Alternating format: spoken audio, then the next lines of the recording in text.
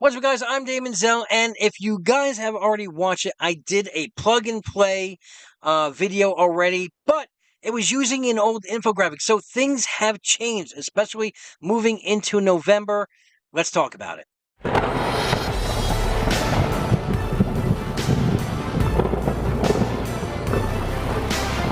Alright, so this is the new list for the plug-and-play characters, and again, it came out, like, the day I released the video, it came out. I already pre-recorded that video. So, and I have been approached in my comments about some of the choices that were in that other infographic. Let me bring up the old infographic here.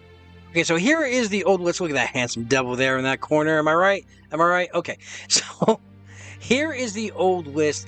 Now, as you can see, we did change things around with the new list. And again, I can't even take credit for this. This was put together by STZ, and it's actually ZJ is the one that allowed me to do this.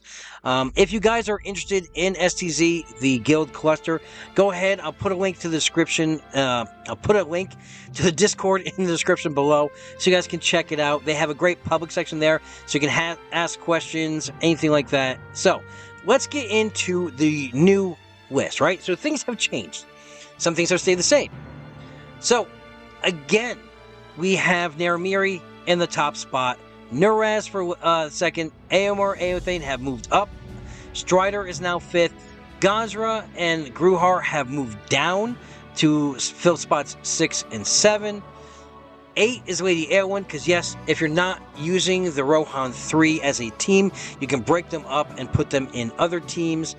Merry and Pippin, you want to keep them together, so they're at 9. Faramir, great archer. He's part of the Gondor team, but he's also great as a ranger, plug-and-play character. Lord 10. 11, Lord Balin. Again, Lord Balin is great along with a Dwarven team or an Elven team. It's fantastic. Rumiel, Balin's Expedition, fantastic. Halberd is still on the list because of the heals and the provoke. Robot and Wabute, you want to keep them together for the slows, for the taunts, for the turn manipulation. That's who you want to get. Legolas and Gimli, you want to keep them together. A really good team that I've seen a lot of people building is the Rohan 3 plus Legolas and Gimli. Working them 3 together, fantastic. And of course, Killy and Philly, you want to keep them together. I've actually put Killy and Philly in Balin's Expedition with Balin, Rumiel, and Orphan. And I know I'm talking fast because this is kind of like a follow-up video to that one I put out before.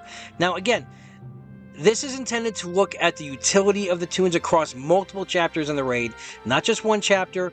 The best tunes to plug and play in your roster will depend on the teams that you have built already and what you need to add in any given chapter, whether it's AoEs, whether it's cleansing, whether it's healing, turn manipulation, DPS, etc.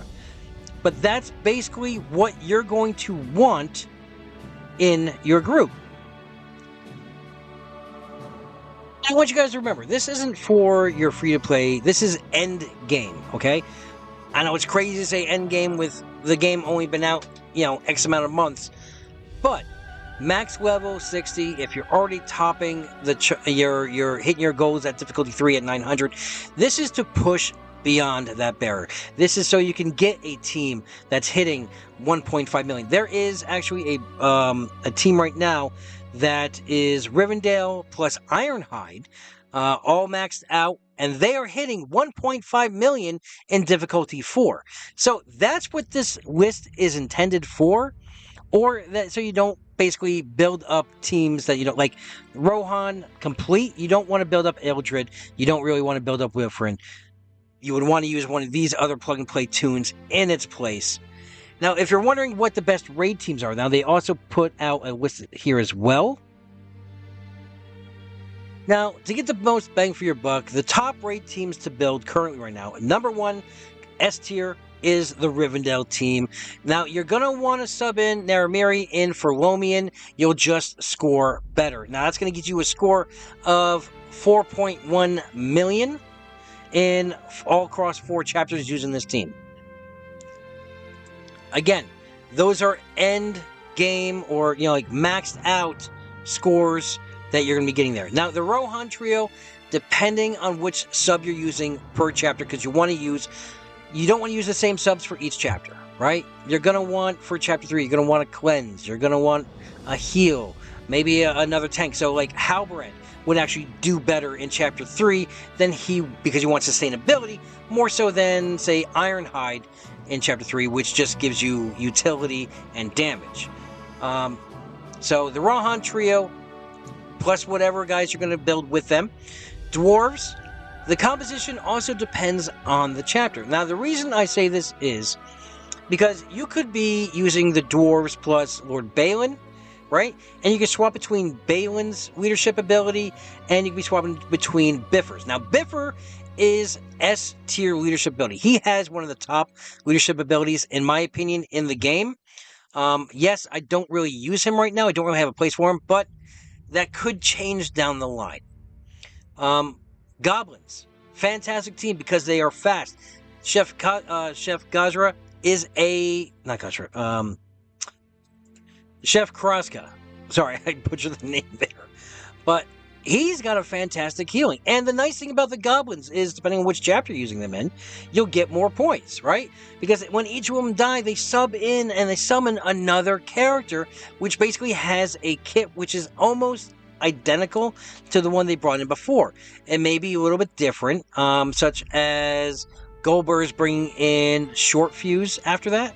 Or, not Short Fuse, I think that's his ability, Short Fuse, but you get the point, where it's more poison than bats and burns. So, that is also a great team if you sink the time and energy into it. Road to Rivendell, again, good team. That's a great one to build. You're going to average about 2.78 million using that team. Haradrim, again, fantastic team. The current right now until the challenge store change goes into effect. Hard to farm Tibet, but it's a fantastic raid team. That is my number 3 team currently right now. Isengard, yes, great team. They're my number 2 team. I love Isengard, however, they are slow. They do not have a cleanse, but what they make up for that, they got a heal block, they got slow, they got ability lock, they have Uglog's basic, gives you provoke every turn if you need it. So yes, it's an overall great team and it will help you out. Gondor, again, great team, works out fantastic in chapter 3. Haven't really seen testing in chapter 4, but it's another great team to build. So these are your top 8 teams currently right now, according to Endgame, to build for your raids. You want to stay away from Misty Mountains. They really just don't do it. They're not going to score high as well as Mordor. Now, that's not saying that you don't have to make guys from the Mordor team, because Ironhide, right? He's Mordor.